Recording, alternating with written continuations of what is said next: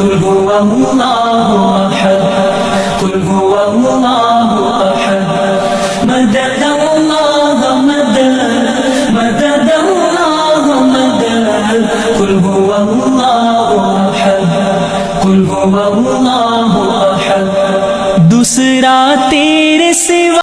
رسول اللہ صلی اللہ تعالیٰ علیہ وآلہ وسلم نے فرمایا، خیرکم من تعلم القرآن وعلمہ. The most superior among the you Muslim are those who learn the Quran and teach it. تم میں سب سے بہتر وہ ہے جو قرآن مجید پڑھے اور پڑھائے. الحمدللہ رب العالمین والصلاة والسلام علی سید المرسلین. اما بعد فاعوذ باللہ من الشیطان الرجیم. بسم اللہ الرحمن الرحیم. کتاب پڑھنے کی دعا. دینی کتاب یا اسلامی سبق پڑھنے سے پہلے ذیل میں دی ہوئی دعا پڑھ لیجئے. انشاءاللہ عز و جل جو کچھ پڑھیں گے یاد رہے گا. دعا یہ ہے، اللہم افتح علینا حکمتک وانشر علینا رحمتک یا ذا الجلال والاکرام. ترجمہ، اے اللہ عز و جل ہم پر علم و حکمت کے دروازے کھول دے اور ہم پر اپنی رحمت نازل فرما. اے عظمت اور بزرگی والے. الحمدللہ رب العالمین والصلاة والسلام علی سید المرسلین. اما بعد فاعوذ باللہ من الشیطان الرجیم. بسم اللہ الرحمن الرحیم. سبق نمبر 7 یعنی کہ 7 حرف مدہ. ہا کو ایک الف یعنی 2 حرکات کے برابر کھینچ کے پڑھیں گے. ہا میں ہوا کو ظاہر کر کے پڑھیں گے.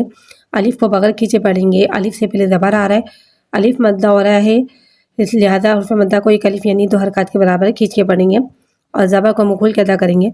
ہا الف زبر ہا. ہا کو ایک الف یعنی 2 حرکات کے برابر کھینچ کے پڑھیں گے. ہا کو ہوا سے ظاہر کر کے پڑھیں گے. واو کو ایک الف یعنی 3 حرکات کے برابر کھینچ کے پڑھیں گے. واو کو ہونٹوں کی گلائی کے ساتھ ادا کر کے پڑھیں گے. واو ساکن سے پہلے پیش آ رہا ہے، واو مدہ ہو رہا ہے، لہٰذا واو مدہ کو ایک الف یعنی 2 حرکات کے برابر کھینچ کے پڑھیں گے اور پیش کو ہونٹوں کی گلائی کے ساتھ ادا کر کے پڑھیں گے. ہا واو پیش ہو. ہا کو ایک الف یعنی 2 حرکات کے برابر کھینچ کے پڑھیں گے. ہا میں ہوا کو ظاہر کر کے پڑھیں گے. یا کو ایک الف یعنی 2 حرکات کے برابر کھینچ کے پڑھیں گے. یا ساکن سے پہلے دیر آ رہا ہے، یا مدہ ہو رہا ہے، لہٰذا یا مدہ کو ایک الف یعنی 2 حرکات کے برابر کھینچ کے پڑھیں گے اور زیر کو نیچے گراتے ہوئے پڑھیں گے. ہا یا زیر ہی. ہا ہو ہی. خا کو ایک الف یعنی 2 حرکات کے برابر کھینچ کے پڑھیں گے.